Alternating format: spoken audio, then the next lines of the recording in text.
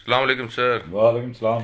اچھا سر، کچھ چیزوں کی وضاحت درکار ہے. ابھی فی الحال تو ہم تین چیزوں پہ بات کریں گے، اور انشاءاللہ کچھ اور لوگوں نے اگر سوالات کیے تو پھر ان کے جوابات انشاءاللہ لوگوں تک پہنچائیں گے. پہلی بات تو یہ ہے، یہ بتائیے کہ یہ جو معاہدہ ہوا ہے 3 تاریخ کو، اس میں جو انٹرمیڈیٹ اور سیکنڈری ایجوکیشنل بورڈ آپ نے تو نئے قائم کروائے ہیں، تو یہ کیا کیا ہے جی کہ یہ فیڈرل بورڈ کے ساتھ ان کو لنک کروا دیا ہے؟ یہ کیا ہے؟ ایجوکیشنل بورڈ کیا ہیں اور ان کا فیڈرل بورڈ کے ساتھ جو لنک ہے، اس میں کیا معاملہ ہے؟ اچھا، دو طرح کے لوگ ہیں نا، ایک تو فرسٹریٹڈ ہیں، جو جن کے نزدیک جو ایک امپاسبل بات تھی وہ ہو گئی ہے، تو وہ تو اس فرسٹریشن میں ویسے ہی کوئی نقطے تلاش کرتے ہیں، تو یہ بھی اسی طرح کی ایک بےہودہ قسم کا آبجیکشن ہے. یہ ان کو پتہ ہی نہیں ہے یہ بات کہ بورڈ جو اس وقت میر پور بورڈ ہے وہ لنکڈ ہے انٹر بورڈ کوآرڈینیشن کمیٹی جو پنجاب کی ہے.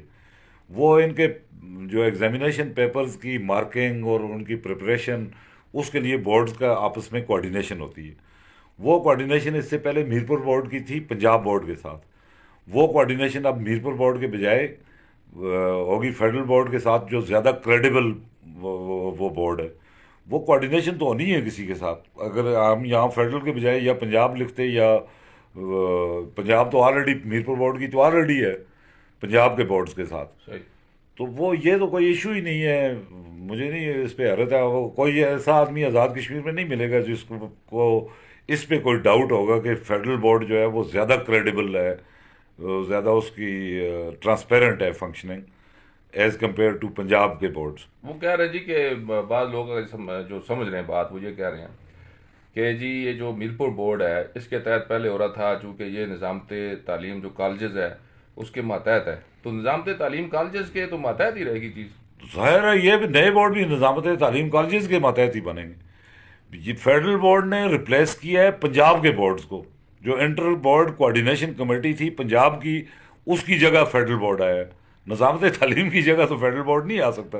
بورڈ تو سارے اٹانومس پارٹیز ہیں، یہ تو انڈیپینڈنٹ اپنا فنکشن کرتے ہیں. Coordination instead of Punjab boards, coordination اب جو ہے ان کی فیڈرل بورڈ کے ساتھ ہوگی.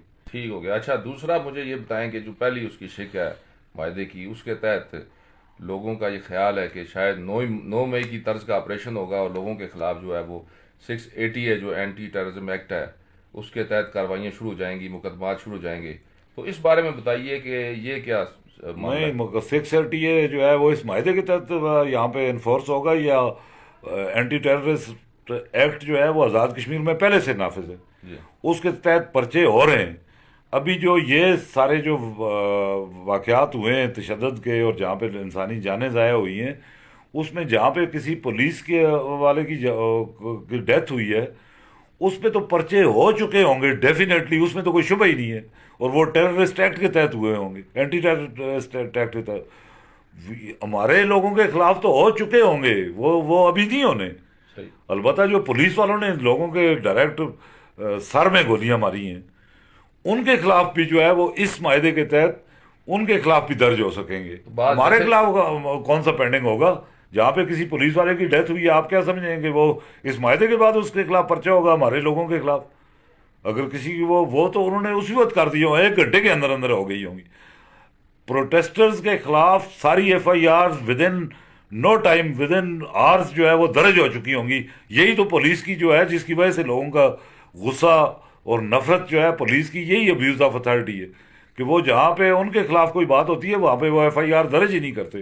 اس معاہدے کے تحت ان کے خلاف بھی جہاں پہ یہ پروو ہوگا، ایویڈنس ہوگا، جہاں پہ ایویڈنس ہوگا کہ کسی پولیس والے نے ایسا اوفینس کیا ہے جو اینٹی ٹیررسٹ ایکٹ کے تحت آتا ہے، اس معاہدے کے تحت اس کے خلاف بھی ہے. جہاں پہ ایویڈنس نہیں ہوگا ہمارے خلاف یا پولیس والوں کے خلاف، وہ سارے معاملات جوڈیشل کمیشن میں جائیں گے. یہ بالکل کلیئر کٹ وہ ہے اور بالکل جسٹیفائڈ ہے یہ. جوڈیشل کمیشن جو ہے اس پہ آپ کو اعتماد ہے کہ جوڈیشل کمیشن اگر بنتا ہے کسی چیز پہ تو وہ کارروائی جو ہے اس کی درست خطوط پہ ہوگی؟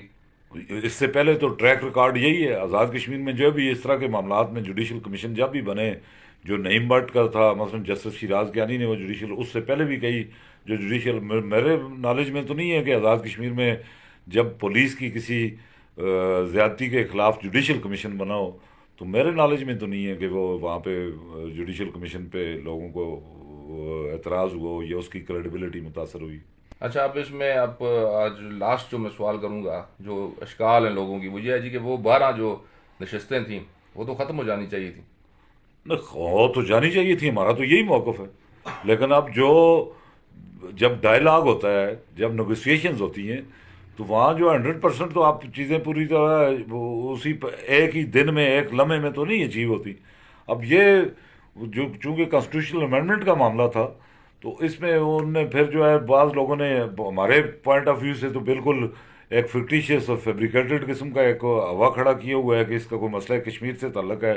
ٹیبل پہ بیٹھ کے تو کوئی یہ آرگو کر نہیں سکتا ہمارے ساتھ، تو لیکن باہر جو ہے وہ ایک اپنے مفادات کے تحت جو انٹرسٹ لوگوں کے ان سیٹوں سے پیدا ہو چکے ہوئے ہیں، اس کی بنیاد پہ جو کنفیوژن پیدا کی جاتی ہے، اس کو ختم کرنے کے لیے جو یہ ہائی پاورڈ جو کمیشن بنے گا، اس میں یہ ڈسکس ہو کے، تو پہلے آپ اسی سے دیکھ لیں کہ ٹیمپریریلی جو ان کے فنڈز روکے گئے ہیں، جو منسٹریز نہیں ان کے پاس رہیں گی، جو یہاں پہ ان کا ملازمت کا ایلیجبلٹی جو ہے وہ that shall be kept in abeyance, اس وقت تک معطل رہے گی جب تک اس کا نہیں ہوتا، تو آپ انٹرم جو ریلیف ہے اسی سے آپ ایکسیس کر سکتے ہیں کہ فائنل ریلیف بھی انشاءاللہ ملے گا۔